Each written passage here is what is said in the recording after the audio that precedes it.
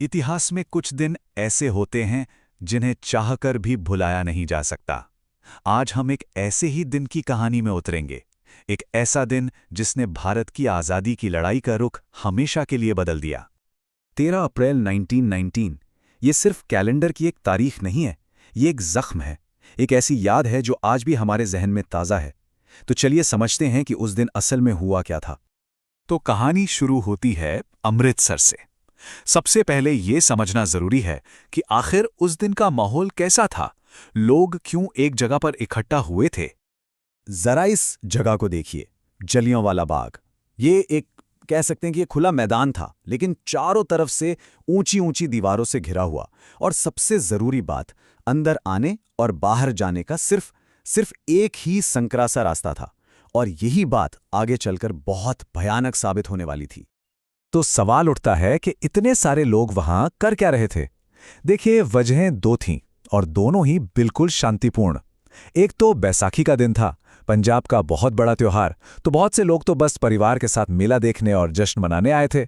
और दूसरी तरफ कुछ लोग थे जो ब्रिटिश सरकार के एक बहुत ही दमनकारी कानून रॉलेट एक्ट के खिलाफ अपना विरोध जताने के लिए शांति से जमा हुए थे। और अब कहानी उस मोड़ पर आती है जहां ये एक शांतिपूर्ण जमावड़ा एक भयानक सपने में बदल गया। वो पल जब ब्रिटिश सैनिक वहां पहुंचे। अब देखिए, ब्रिटिश सरकार भारतीयों की इस एकता और विरोध से सच कहें तो घबरा गई थी। उन्हें यह डर सता रहा था कि कहीं ये छोटा सा विरोध प्रदर्शन एक बड़े आंदोलन की आग न भड़का दे। और बस इसी डर ने उनसे वो करवाया जो इतिहास का एक काला अध्याय बन गया। और तभी एंट्री होती है ब्रिगेडियर जनरल डायर की। वो अपने सैनिकों के साथ वहां पहुंचा और सोचिए, उसने सबसे पहला काम क्या किया। उसने उस बाग से बाहर निकलने वाले उस इकलौते संकरे रास्ते को ब्लॉक कर दिया। मतलब अब किसी के लिए भी बाहर निकल पाना नामुमकिन था। अंदर जो लोग थे उन्हें इस बात का जरा भी अंदाजा नहीं था कि उनकी जिंदगी हमेशा के लिए बदलने वाली है।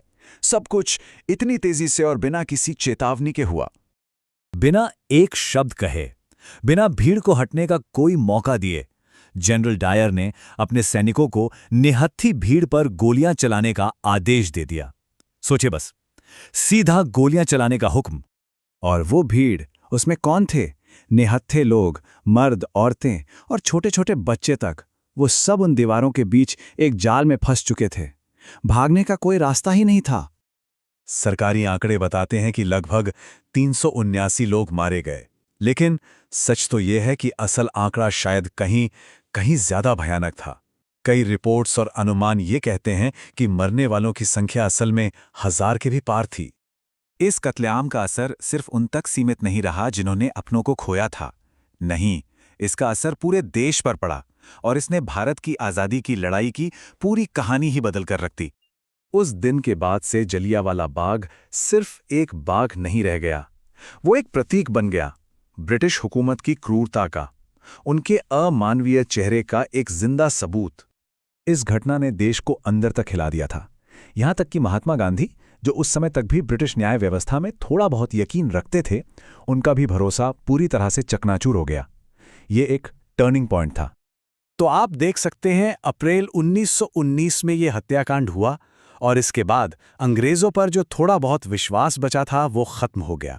और यहीं से 1920 के बाद भारत की आज़ादी की लड़ाई ने एक नई और ज्यादा तेज रफ्तार पकड़ ली।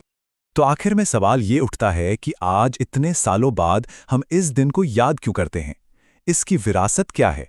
ये हमें क्या सिखाता है? आज जब कोई जलियांवाला बाग जाता है तो वहां बना मेमोरियल, वो स्मारक बस एक ही चीज याद दिलाता है। वो है आज़ादी के लिए चुकाई गई भारी कीमत। ये याद दिलाता है कि ये आज़ादी जिसमें हम आज सांस ले रहे हैं, ये कितनी मुश्किल से मिली है। लेकिन एक बात समझना बहुत जरूरी है, इस कहानी का मकसद नफरत फैलाना बिल्कुल नहीं है। नहीं, इसका मकसद है उन बलिदानों को याद करना, उन लोगों को याद करना जिन्होंने हमारे देश के लिए अपनी जान कुर्बान कर दी। ये दिन एक रिमाइंडर है, एक बहुत जरूरी रिमाइंडर कि आज़ादी हमें किसी ने तोहफे में नहीं दी थी। इसके पीछे अनगिनत कुर्बानियां हैं, बहुत सारा दर्द है और एक लंबा संघर्ष है।